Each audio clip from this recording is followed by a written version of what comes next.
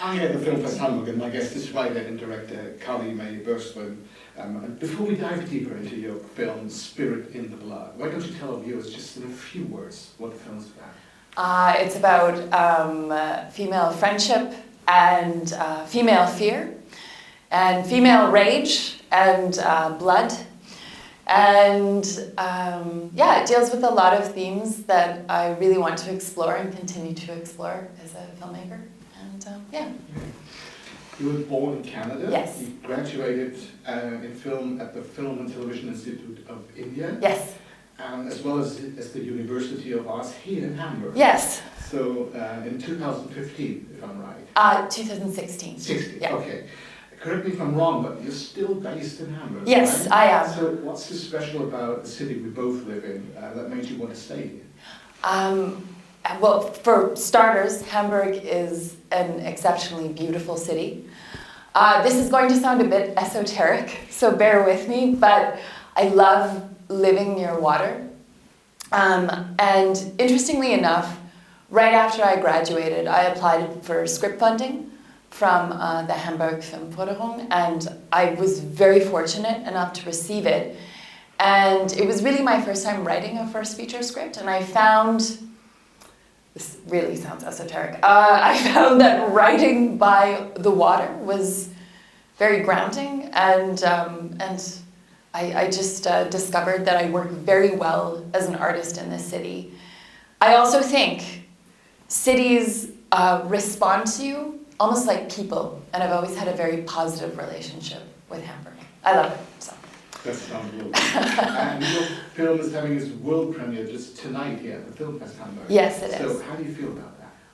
I'm honored. Malika Rabahala has done a phenomenal job with the Filmfest, and there are so many great filmmakers running their films here. It's really a privilege and an honor, and it's my second home city, so I'm very excited. Yeah.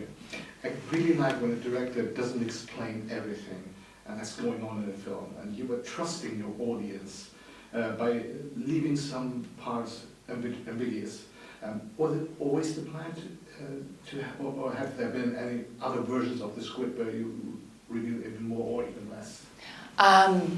The original version of the script was 200 pages long and was very elaborate. And then I found, for me as a storyteller, I think there is a certain ambivalence to real life, and I think it's much more interesting and actually captivating to have some ambiguity over certain things. I don't think everything should have a clear-cut ending. Exactly. And when I was watching the film, something weird happened to me, because one of the films I remember seeing at the cinema for the first time was Stand By Me in the 80s, in 1987, and I think I was about 14 years old. Oh, wow. So I've never seen that film again, but when I saw your film, I kind of remember the feeling I had back then, those many years ago. So I was wondering if Stand By Me was had some kind of influence on your work. Yes, yeah, absolutely it did. It was one of the films that Zamarin Wahdat, my DOP, and I referenced and discussed for a kind of energy and spirit that we wanted within the film.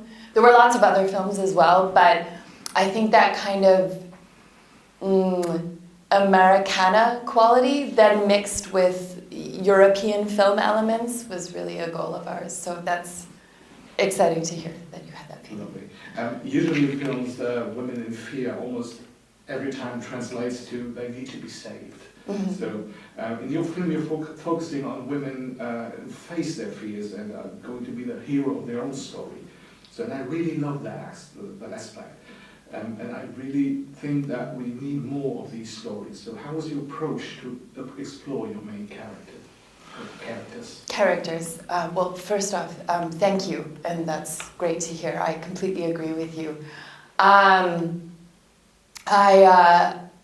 It's as you said, I think so often in stories and film and the tales that we grow up with, girls are really taught that they need to be saved, and that in more ways than one. They're almost a prize to be won at the end of a story by a hero.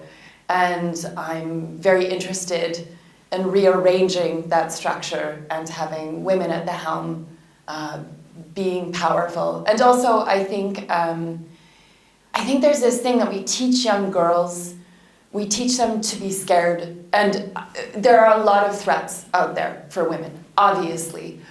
But I think if you can feel empowered in your environment and trust that you have strength within yourself to take on potentially dangerous situations and come out on the other side intact and whole, I think that's a story we should be telling more. Absolutely.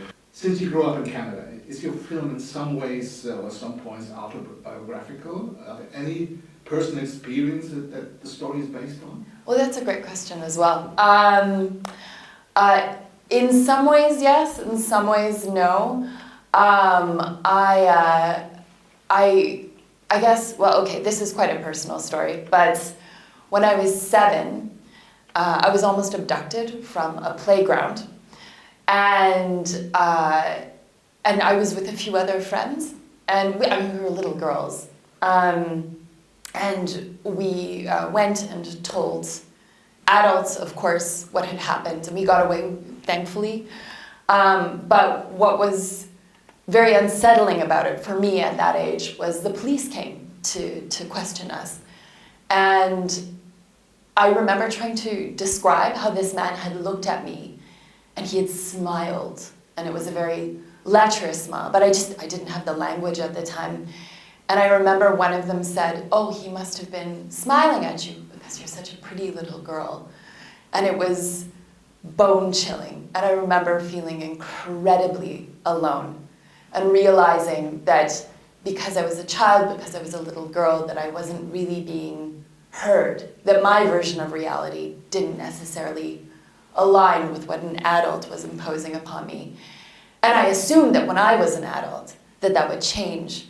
But now, as a grown woman, I've discovered that it continues, this narrative around what women experience is often questioned. And so I wanted to address that to some extent in the film. Spirit in the Blood is a German-Canadian co-production, and how hard or easy was it to get it financed? Oh, well,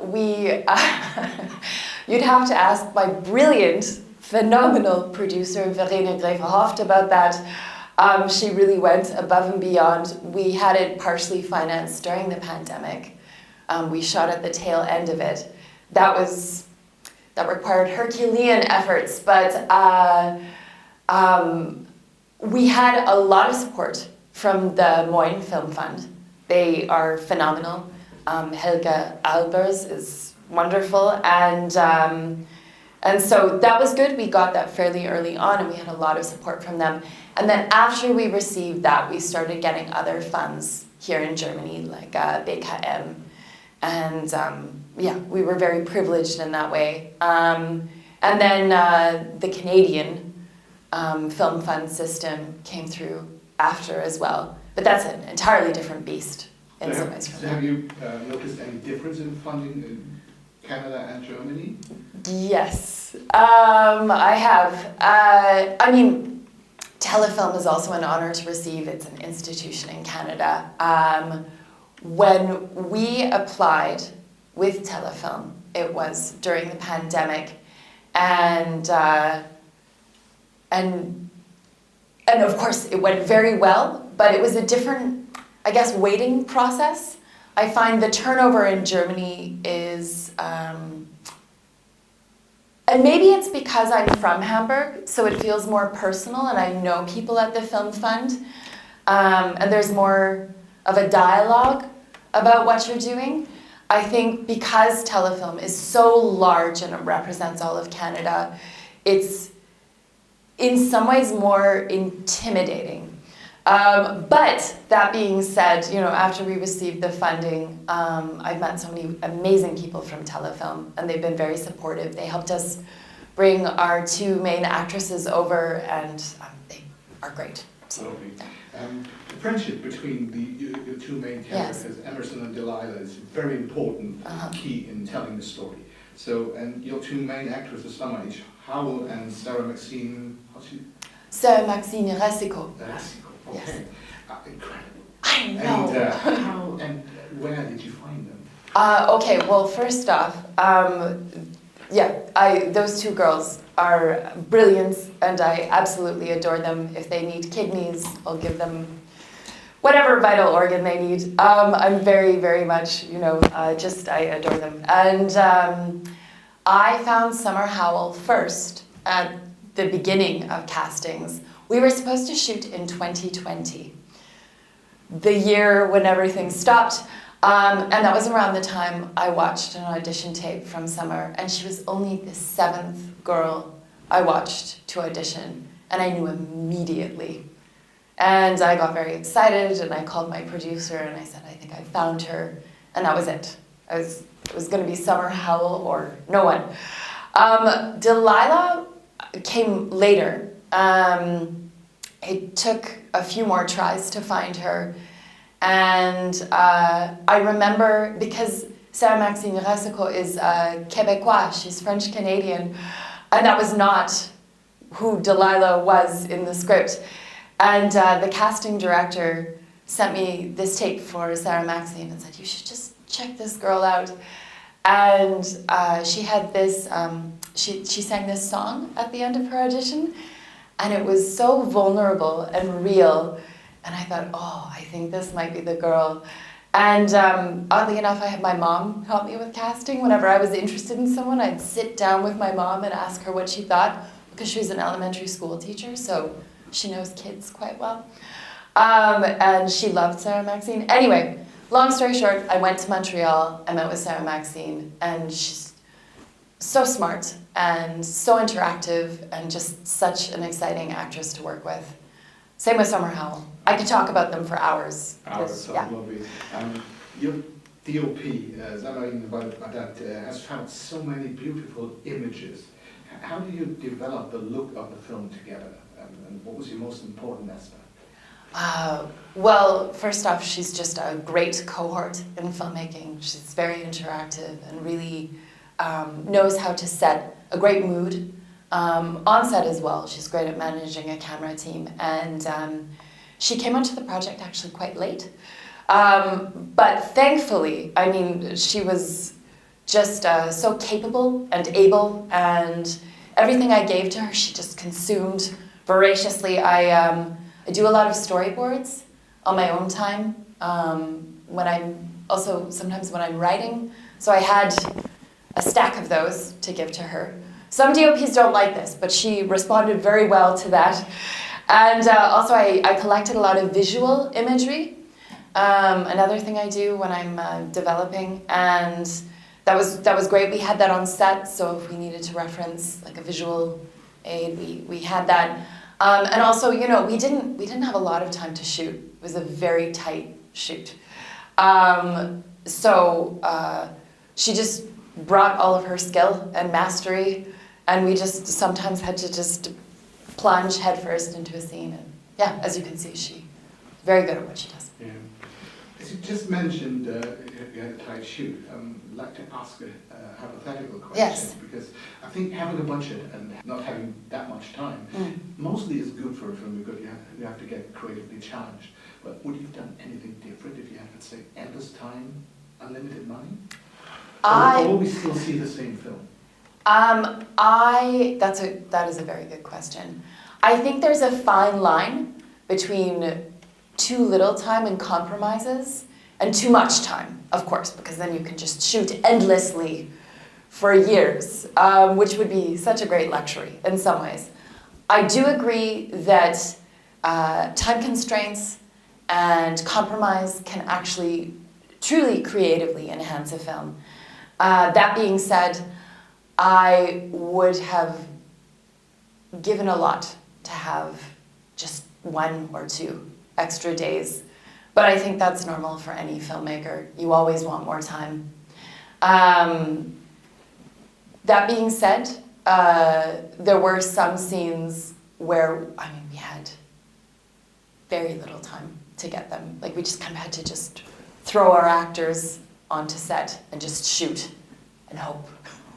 And that's something that hopefully the next time I make a film, we'll be able to carve out a bit more space. But I think it's also the way Canada runs. In Europe, they're more about smaller crews and more time. And in Canada, you have these incredible beast-sized crews that are very fast and very capable, but then you have fewer days. So it's kind of give and take. Okay. You shot in Canada, yes. Ontario, yeah. and I've been there in 1995, so many years ago. So yeah. I know I fell in love with the wideness of the landscape and the beauty of the nature. So I really understand why you need to shoot the film there. So, but if that wouldn't have worked out, did you have any alternatives where to shoot? Well, actually, we originally wanted to shoot in British Columbia. I'm from Alberta, so that's actually the first place I wanted to shoot. But there's not a lot of funding for the arts there. And then British Columbia, it's on the opposite side of Canada, as you know.